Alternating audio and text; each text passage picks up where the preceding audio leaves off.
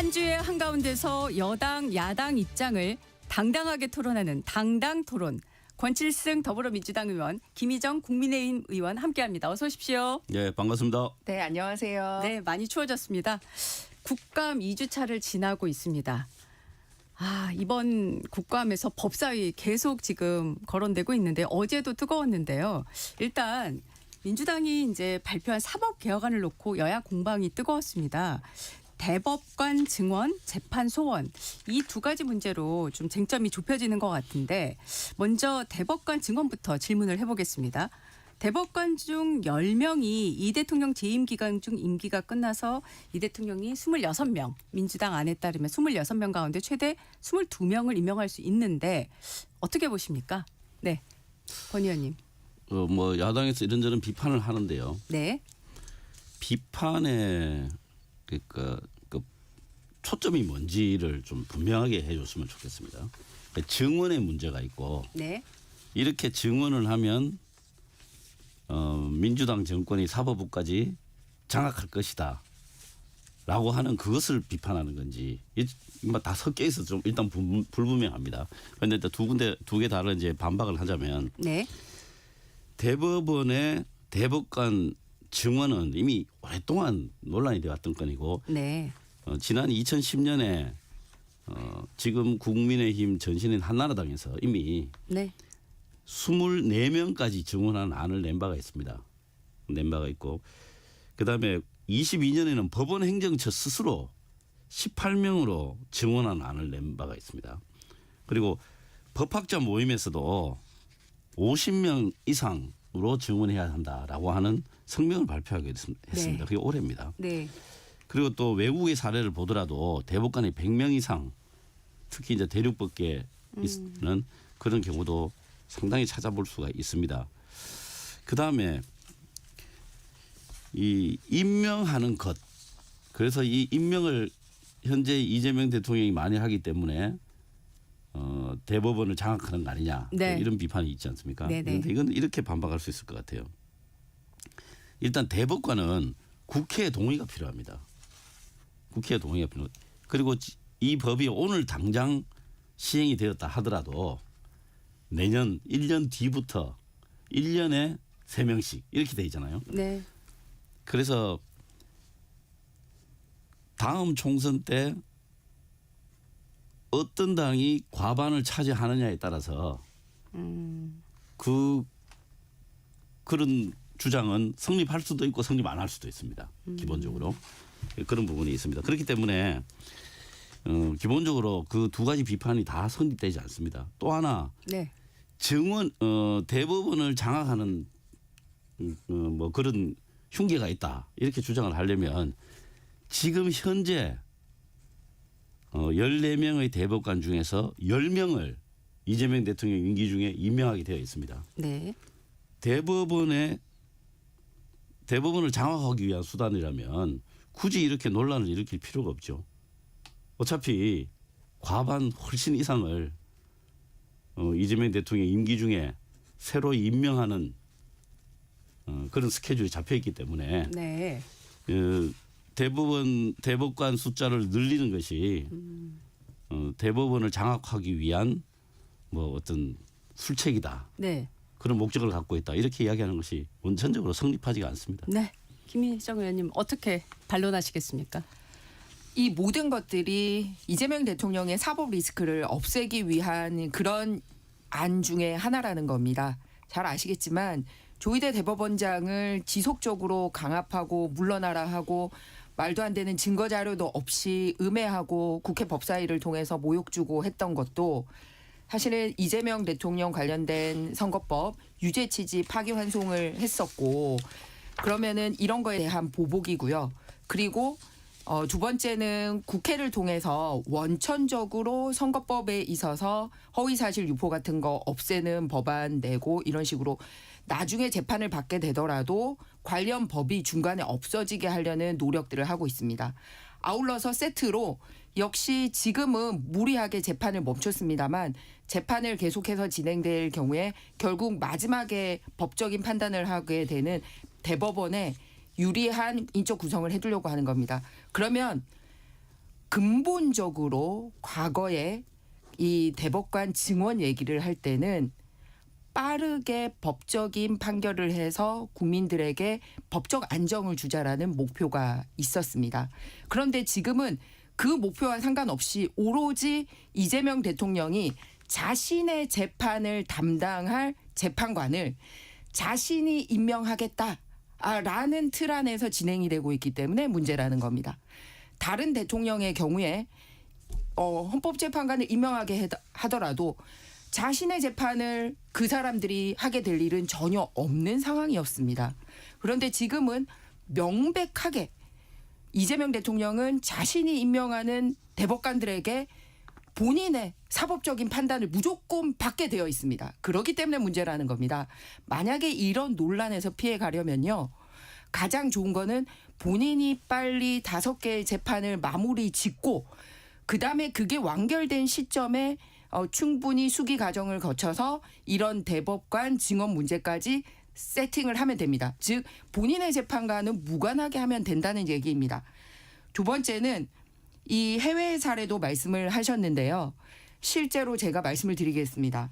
베네수엘라가 저렇게 독재 국가로 가고 전 세계적으로 원래 부유했던 국가에서 문제되는 국가로 나락으로 가는 과정이 지금 우리나라가 진행하고 있는 이 사법 문제, 대법관 수 증언하는 것과 굉장히 유사하게 돌아가고 있습니다.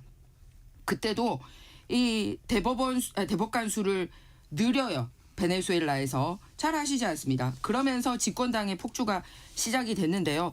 이 차베스 정권이 그래서 무너지기 시작했지 않습니까? 그래서 결론적으로 어떻게 됐냐면 대통령 선거에서의 결과까지 뒤집는 이런 판결을 이 자기들이 세팅한 대법원에서 이루어지는 것을 전 세계가 목도를 하고 있고 알겠습니다. 그러다 보니 이 결과를 미국을 비롯한 전 세계 국가들이 인정하지 않는 이런 것까지 있습니다.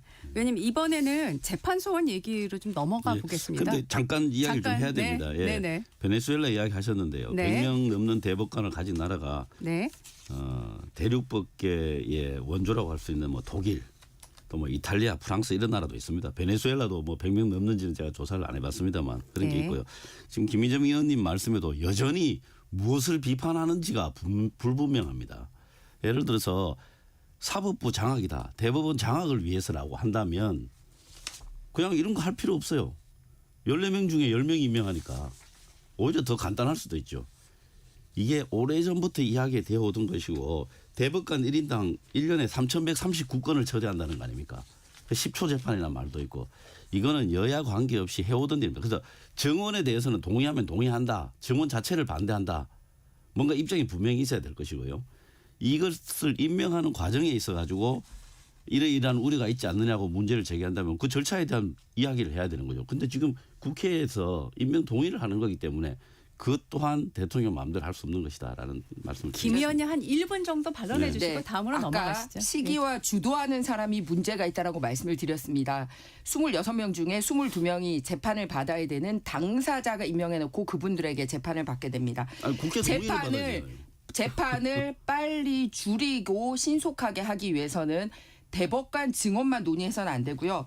1심, 2심 심리를 어떻게 강화해서 3심에 오는 건수를 어떻게 줄일지에 대한 얘기를 같이 하자고 저희는 제안을 했습니다. 그래서 판사 늘렸잖아요. 상고법원 설치라든지 상고허가제 도입 등 다양하게 이 법조계에서 내놓는 얘기를 함께 해야 되는데 그런 얘기는 일체 없이 오로지 대법관 수 늘리는 거에만 얘기를 하고 있기 때문에 실제 재판 과정을 신속하게 하는 데는 관심이 없는 걸로 민주당은 보여집니다. 그리고 두 번째는 국회 동의를 얻으면 되지 않냐라고 얘기를 했습니다. 물론 저희가 다수당이 될 수 있는 가능성에 대해서 말씀을 주신 것은 굉장히 기쁘게 생각합니다. 하지만 역시 지금 현재 민주당이 내놓은 대법관 추천위원회 구성부터 국회에는 아예 원하는 사람이 오지 않도록 원천 차단하는 그 추천위원회가 구성되도록 하는 겁니다. 예를 들어서 현재는 추천위원회의 위원장을 대법원장이 하도록 되어 있는데 그거 없애버렸잖아요. 그리고 법원 행정처장이 소위 간사 역할 비슷하게 들어가도록 되어 있는데 법원 행정처장을 빼버리고 헌법재판관의 사무처장이 무관한 조직에 들어가도록 했습니다. 알겠습니다. 그다음에 추천하는 조직도 전국 법관회의라고 그 진보적인 성향에 자기들이 자기 있는 하면 안 된다면서요. 단체적으로 그러니까 외부 인사를 하는 거죠.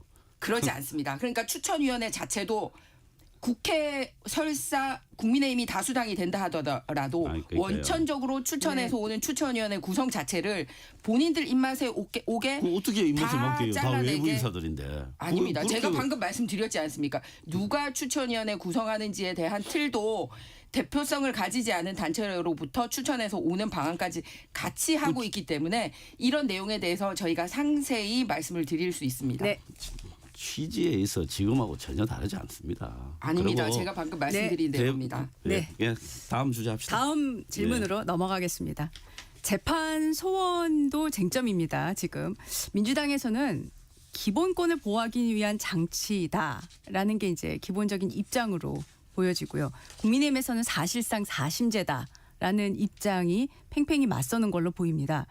어떤 입장이신지 이번에는 김희정 의원님께서 먼저 말씀을 해주실까요? 이것도 결국 이재명 대통령 때문에 그런 거잖아요. 뭐냐면 이재명 대통령 관련돼서 대법원에서 유죄 취지 판결 받은 거를 3심까지 끝나 그 결론이 나와 있는 거 아닙니까 사실상. 그러니까 결국은 더 뒤집을 곳이 없으니까 4심이라는 거를 만들어서 결국은 그쪽 가서 뒤집어 보겠다는 거잖아요. 왜냐하면 남아있는 재판은 지금 대법원을 손대서 바꿀 수 있지만 이미 지금 대법원까지 판결 난 거는 현재 사법체계에서는 뒤집을 수가 없으니까 결국은 헌법재판소 가서 뒤집으려고. 그러니까 이 모든 국가의 상권 분립을 훼손하고 그 헌정사상 없던 일을 만드는 거는 오로지 현재의 이재명 대통령의 재판 결과를 뒤집으려고 세팅이 되고 있다는 겁니다.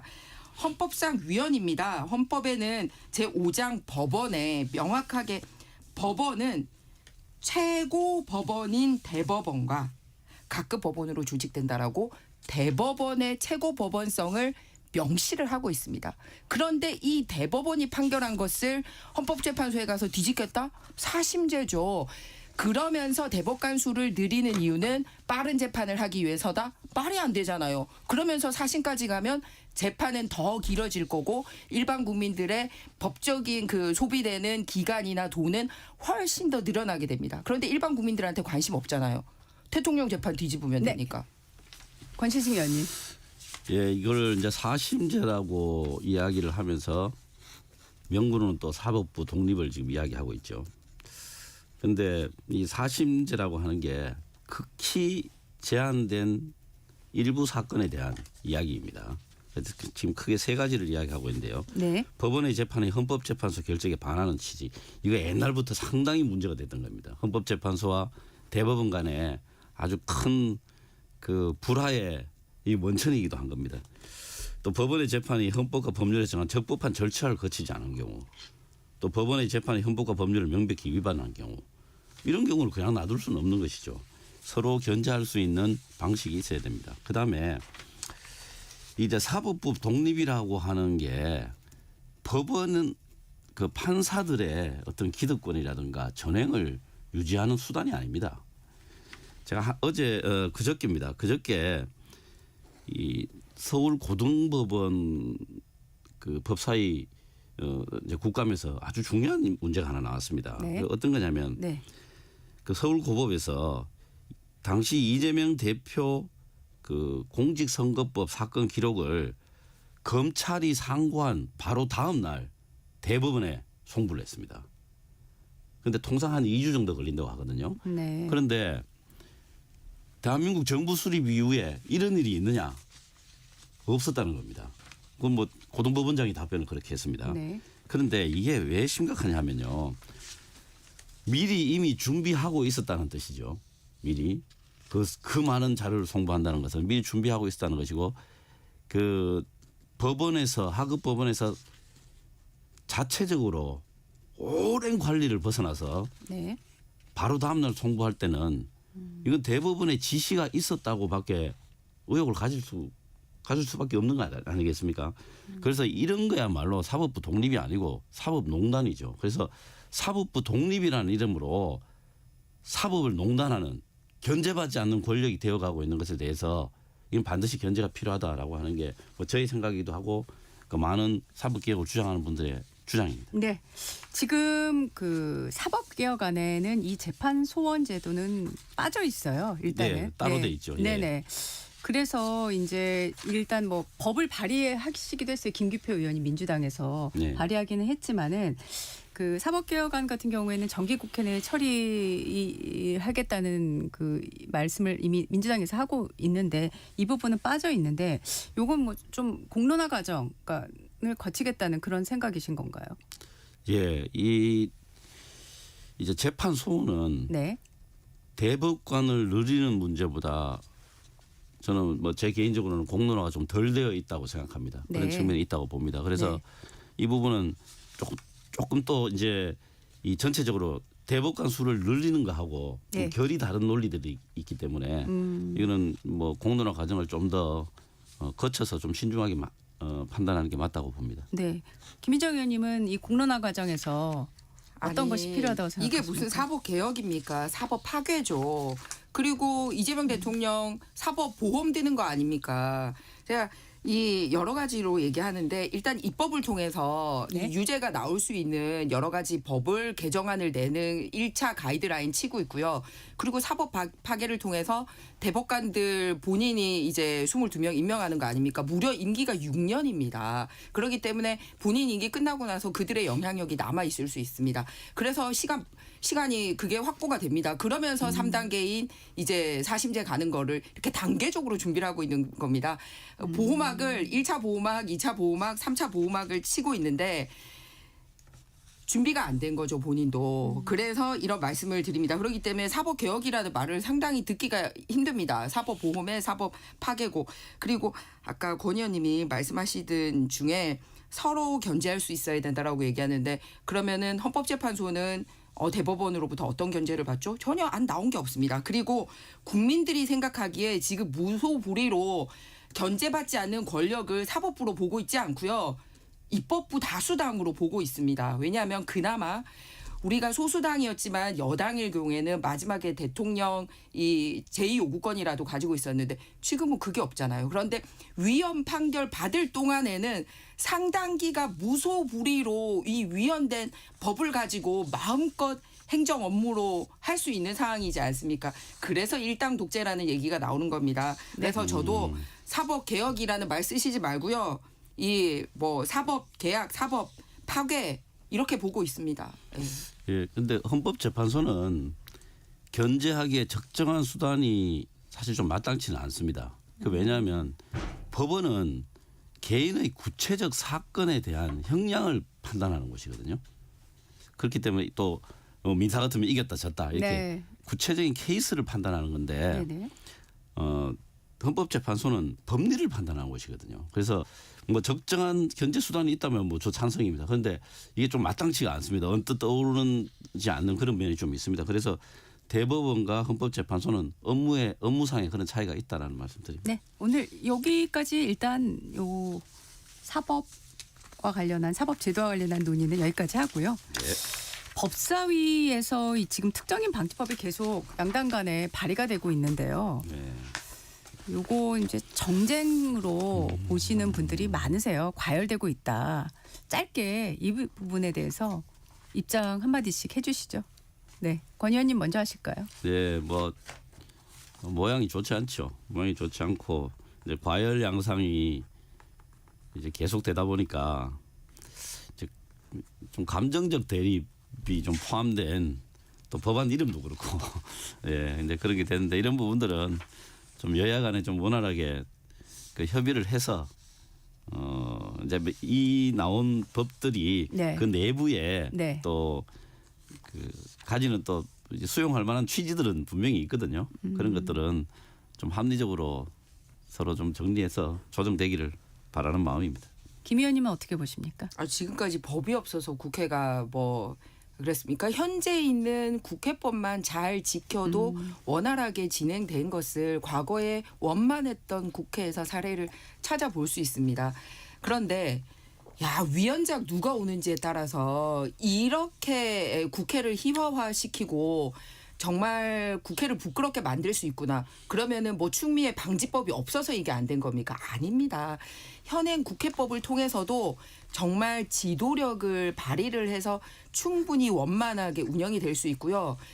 굳이 예를 들어서 추미애 방지법이 통과한다 하더라도 미꾸라지처럼 빠져나갈 수도 있는 겁니다. 그렇기 때문에 이거는 맡은 의원이 정말 잘 해나갈 필요가 있는데요. 제가 국회 법사위원회에 뉴스에 나왔던 그런 부끄러운 장면들 말고 실제 수치에 근거해서 좀 말씀을 드렸으면 합니다. 저도 너무 충격받았거든요. 뭐냐면 추미애 위원장이 온 이후로 야당 의원 강제 퇴장만 4번을 시켰고요. 신상 발언을 요청해도 들어주지 않았던 게 189회, 발언하고 있는데 중단에 멈춘 게 6회, 강제 토론 종결과만 26회, 그다음에 이거는 토론에 붙여야 됩니다라고 얘기했는데 토론 없이 표결한 게 56회. 그래서 총 271번의 발언권 제한이 있었더라고요. 저 알겠습니다. 법사위에서 네. 그냥 추미애 위원장이 그냥 혼자 독단적으로 진행하고 그다음에 국회의 경호원들이 닥쳐가지고 양쪽에 의원들 팔 끼고 퇴장시키고 입틀막 하고 이것만 반복적으로 하고 있는 거지 실제로 여러 상임위원회에서 올라온 법안에 대한 이 심사숙고가 전혀 이루어지지 않습니다. 그래서 법을 만드는 것보다 위원장 교체가 훨씬 더 시급하고 저는 권칠승 의원님 같은 분이 법사위원회 위원장 가시면 원만하게 국회가 정상적으로 되지 않을까 이렇게 생각을 합니다. 네, 예. 알겠습니다. 아니, 저는 반대당이고 저에 대한 반대 토론도 많이 하시지만 이렇게 민주당에서도 상식적이고 합리적인 분들이 아이고, 계시거든요. 이거 뭐 지금 토론 시간이니까 띄우는 거는 띄워주는 척 하시면서 우리 당 네. 전체를. 당 전체가 아니고 특정인이 상당히 문제지 않습니까? 근데 이제 진짜? 네. 나경원 의원이 간사로 오면서 생긴 문제도 또 있습니다. 같이 있습니다. 그래서 저는 뭐 누가 옳다 그르다를 떠나서 이런 문제들을 좀 정치적으로 잘 조정하고 해결할 네. 수 있는 정치력이 좀 아쉽다라고 네. 하는 그 정도 말씀드릴게요. 네, 그 앞에 알겠습니다. 주어가 빠졌네요. 위원장의 정치력이 아쉽다. 네. 지금 이제 부동산 문제가 뭐 온 국민의 관심사예요. 자신의 관련된 일이 가장 큰 현안이기 때문일 것 같습니다만 15 부동산 대책 이후에 뭐 후폭풍이 거세다. 점점 커지고 있다. 뭐 이런 표현들을 하는데요. 두 분께서 일단 의정 활동을 하시면서 뭐 지금 국감으로 워낙 바쁘시긴 하겠지만요. 이 15 부동산 정책 발표 이후에 좀 현장에서 뭔가 좀 체감이 되십니까? 어떤 의견들 또는 뭐 의견이 아니더라도요. 반응이 어떻습니까? 뭐 제 지역구는 뭐 토제 뭐 이런데 관계가 없는 지역구라 그렇게 뭐 심각하게 지역에서 뭐 이야기를 하거나 여론이 뭐 높다고 느끼지는 않고 있습니다. 네. 또 최근에 뭐 계속 밤늦게까지 국회에 있다 보니까 네네. 그런 영향도 있겠지만 그거는 서울에 사시는 김유정 의원님이 말씀하시는 게 조금 더 현실감이 있을 것 같습니다. 김 의원님은 어떠십니까? 저는 부산입니다. 물론 지역구로 부산인데 저희 지역구도 이번 대책하고 직접적으로는 연동은 없습니다. 그래서 네, 이제 네. 수도권이 이제 문제가 되고 있는데요. 뭐냐면 이게 전체적인 부동산 시장에 영향을 주고 있고요. 또 하나는 이 부동산 시장에 대한 정책을 하는 거를 보면서 이 정권들의 내로남불이나 방향성이 어떤지를 정확하게 알 수 있기 때문에 상당히 문제가 된다는 말씀을 드립니다. 그러니까 들은 이야기를 하라는 거 아닙니까 지금? 네네. 네. 의정 활동에서 본인의 일단 이야기 현장에서 체감하신 그렇습니다. 부분에, 네. 그래서 현장에서 민주당 의원들조차 휴게실에서 막 한숨을 쉽니다. 이건 상당히 잘못됐다고. 뭐 제가 구체적으로 실명 얘기하면 안 되니까. 예, 예. 그런데 네. 굉장히 이중적이에요. 왜냐하면은 현장에서 부분은 뭐냐면은 제가 수도권 의원들한테 그거 물어봤어요. 이건 민주당에서 나온 얘기입니다. 그 동네 지역구에는 그러면은 관할 구청에 이 토호제 관련돼서 준비가 되어 있느냐? 아니요. 일선 공무원들이 전혀 준비가 안 돼 있다는 겁니다. 그래서 토호제 관련된 일을 담당할 공무원이 한 명 있거나 아예 없는 동네도 있습니다. 그런데 당장 이 발표 나가자마자 네. 계속 문의가 빗발치고 있다라는 겁니다. 즉 준비가 안 됐고 그래서 저희가 서울시 국감에서도 확인을 했습니다만 전혀 일선 지자체의 실제적인 내용과 무관하게 그냥 일방적인 발표를 했습니다. 그래서 서울의 부동산 정책이 문제가 되면 연동해서 전국의 부동산 정책에도 영향을 주기 때문에 그런데요. 제가 국토교통위원회이기 때문에 좀 말씀을 드리겠습니다. 주도를 한 게 뭐냐면은 서울의 고가 아파트에 몰리는 수요를 차단하겠다라는 거잖아요. 그죠? 네, 그런데 그렇죠. 이거를 주도한 사람이 누구냐면 김용범 정책실장이 총괄 컨트롤 타워입니다. 그리고 부동산 관련된 세제 개편하는 거는 구윤철 경제부총리거든요. 그리고 이 고강도 대출 규제를 진두지휘하고 있는 사람은 이혁원 금융위원장입니다. 이 세 사람 다요. 이 강남에 30억 넣는 아파트 소유하고 있고요. 이 취득하는 과정에 있어서 본인들이 갭 투자한 사람도 있고요. 뭐 두 채 가진 사람도 있고요. 뭐 이런 상황입니다. 본인들이 부끄럽게 해서 소유를 하고 심지어는 김윤석 장관 같은 경우는 부동산 관련된 세금 탈루까지 이 얘기가 나오고 있는데 이런 사람들이 주도해서 나는 오케이. 근데 당신들은 안 돼. 이런 정책을 주도하고 있는 게 이 부동산 정책의 신뢰를 떨어뜨리고 있다라는 말씀을 먼저 드리겠습니다. 알겠습니다. 권칠승 의원님. 이제 그냥 뭐 부동산 정책 전반에 대해서 이야기하는 거죠 지금 이 대책에 대해서. 이 11호 지금 정책. 조금 좁혀서 얘기를 하죠. 예. 예, 지금 10.15 대책이 나왔고요. 예. 앞서 저희도 여러 차례 얘기를 했지만은 그 민주당에서 지금 태스크포스를 만드는데 맞습니다. 앞에 주택 안정화 태스크포스예요. 맞습니다. 예. 그러니까 지금 현재 시장에서 있는 문제를 해결하기 위해서 지금 어떤 대책이 중점을 두고 진행이 돼야 된다라고 보시는지 말씀해 예. 주시죠. 이게 주택 정책이 정말 어려운 정책이라는 거 뭐 다 알고 있을 겁니다. 뭐 정답이 있다면 뭐 20년, 30년 전에부터 만들어 가지고 뭐 진행해 왔겠죠. 주택도 그 가격도 안정되고 그랬겠죠. 그런데 그게 그렇게 딱 떨어지는 답이 없다는 게 사실은 입증됐다고 봅니다. 그만큼 어려운 것이죠. 이제 좀 총체적으로 보면은 이 남마처럼 얽혀 있는 이 이기적 관점들, 다원주의 사회니까요. 이거를 일반적 정책으로 조정할 수 있는 방안이 과연 있는가라고 하는 데 대한 저는 근본적인 회의도 하기도 합니다. 네. 그런데 기본적으로 보면 좀 장기적으로 봤을 때 네. 결국에는 부동산을 보유하는데 여러 가지 어려움, 애로를 제공을 해야 한다라고 하는 이제 저는 뭐 보유세 증가 문제에 대해서 저는 좀 찬성하는 입장입니다. 그래서 그런 네. 부분들이 있어야 된다고 보고요. 네네. 그 다음에 또 중장기적으로는 공급 대책 네. 이걸 같이 해야 된다고 봅니다. 뭐 민간 이준이 공공 이준이 뭐 이런 이야기를 하는데 그거는 뭐 그 다음 이야기고요. 그래서 공급 대책과 수요 대책을 적절히 해야 되는데 네. 이 어떤 대책이든지 네. 이해관계가 갈리게 되어 있습니다. 그래서 이 대책 때문에 손해를 보게 되는 사람들의 목소리가 항상 더 크게 돼 있죠. 네네. 그리고 그 사람들의 주장과 논리가 틀리지가 않습니다. 그래서 그런 분들의 목소리가 이제 커지게 되고 그러면 이제 정책의 추동력이 떨어지게 되는 그런 과정을 계속 겪고 있습니다. 그렇지만 기본적으로 이런 대책이 없었다면 네. 훨씬 더 심각한 부동산 교란 현상이 나타날 것이다. 저는 그렇게 보고 있고요. 네. 지금 좀- 시간상 제가 예, 의원님 지금 시간 때문에요. 잠시 네. 후에 당당 토론 이어가도록 하겠습니다. 알겠습니다. 네.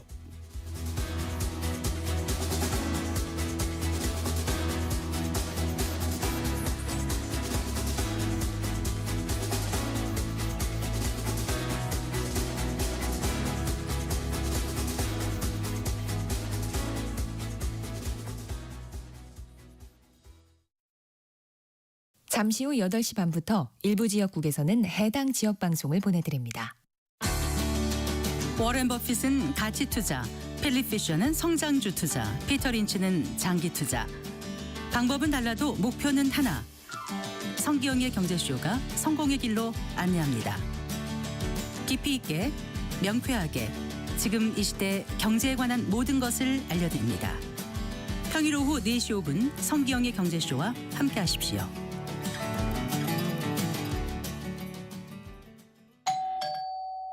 편지 왔습니다. 퇴근길 지친 당신에게 힘이 되는 뉴스를 전해드립니다. 매일 저녁 5시 5분 당신과 함께 읽는 세상 이야기 KBS 1라디오 뉴스레터 K. 지금 시각은 8시 30분입니다. KBS.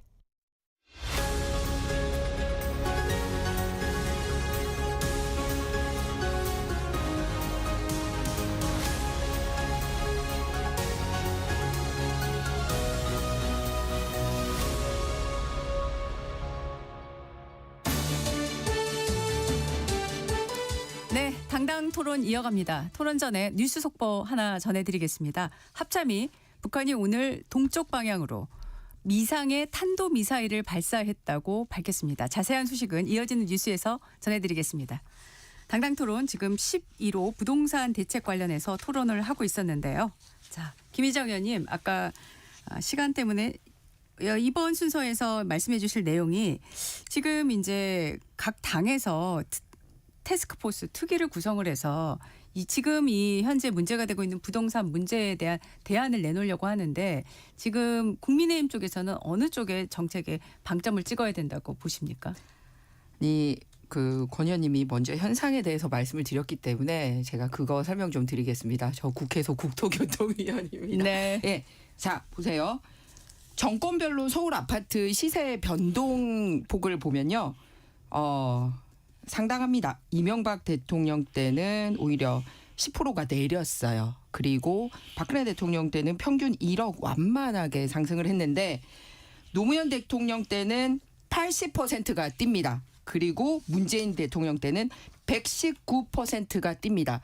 왜냐하면 28번이나 발표를 할 때마다 껑충껑충 듭니다. 그러다 보니 이번 이재명 정권에서도 3번의 발표가 있습니다만 그때마다 집값이 안정화되기는커녕 계속해서 상승하고 있습니다. 왜냐하면 학습 심리도 있죠. 네. 과거에 소위 민주당 정권이 잡으면 무조건 부동산 띄고 보더라라는 것도 있고 실제적으로 발표되는 정책도 지금 안 사면 영원히 내 집 못 살 것 같은 그런 정책들을 발표를 하고 있기 때문입니다. 그래서 당에서는 이렇게 뒷북으로 무슨 안정화 이렇게 얘기를 하고 있는데 이런 정책을 발표하는 과정에 있어서 실제 수도권에 계신 국회의원들이 자기 지역과 관련된 어떤 얘기도 대통령실과 교감을 나누지 못한 걸로 알고 있습니다.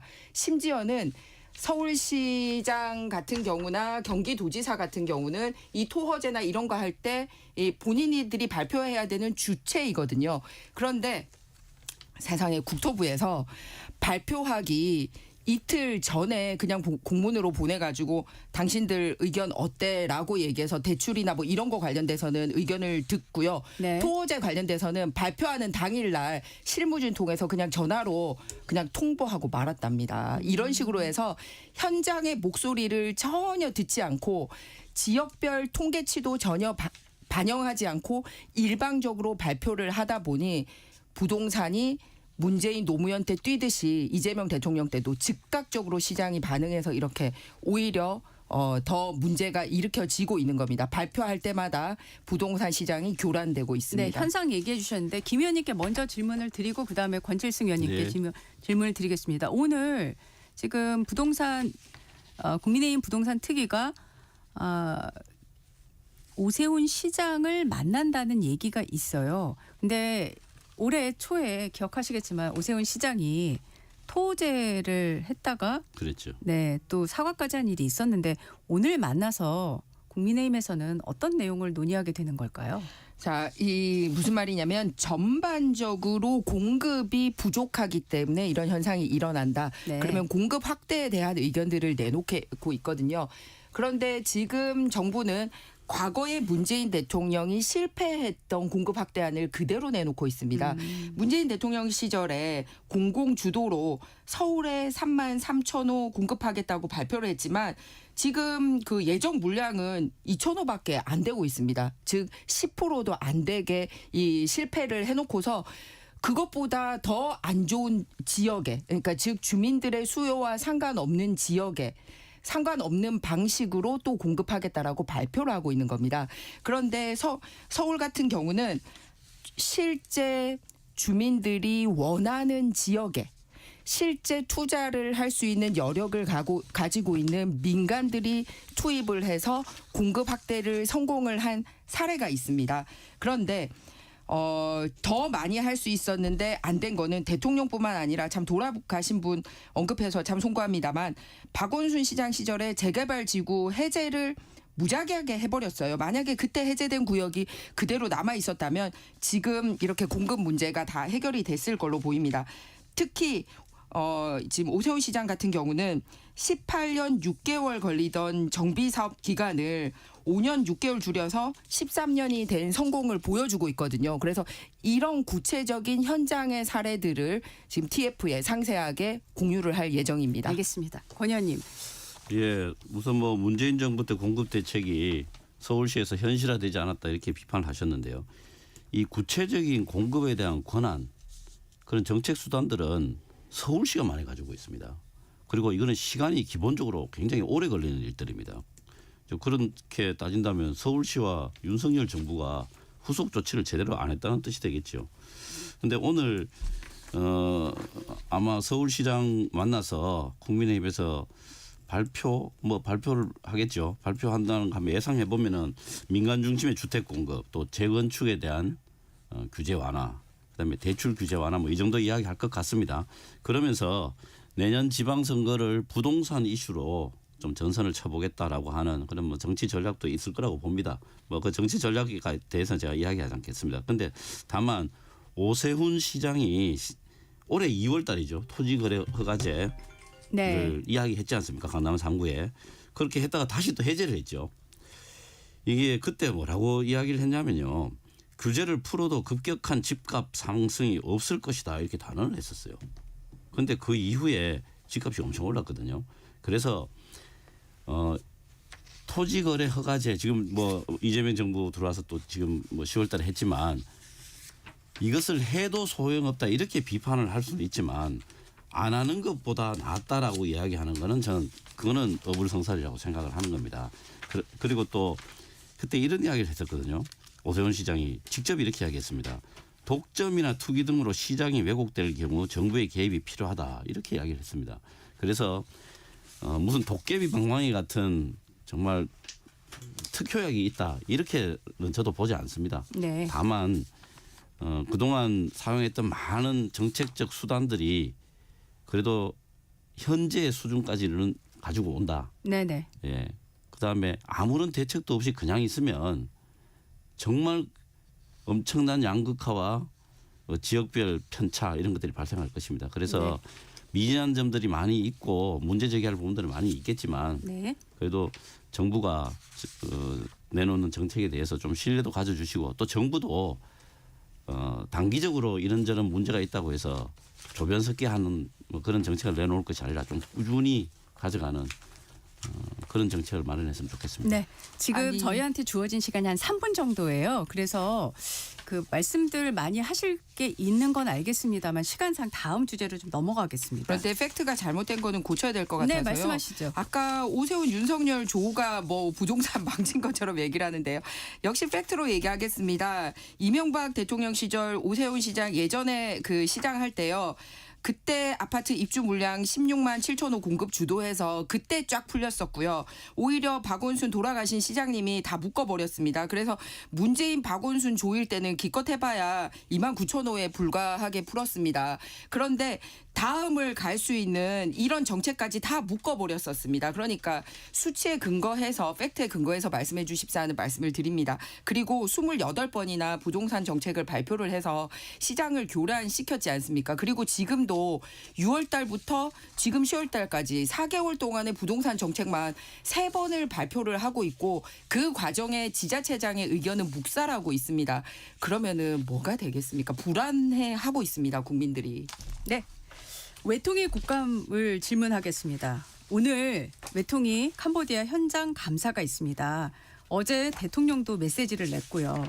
지금 피싱 범죄를 비롯한 국제 사기 행각에 대한 대책을 강화하라고 얘기를 했고요. 지금까지 이제 그 전개된 정부의 대응과 정책에 대한 평가를 한번 들어보고 싶습니다. 네. 예, 권 의원님. 이거는 제가 좀 국민의힘을 좀 정색을 하고 비판을 좀 해야 될 것 같아요. 윤석열 정권만큼 캄보디아에 퍼주기를 한 정권이 없습니다.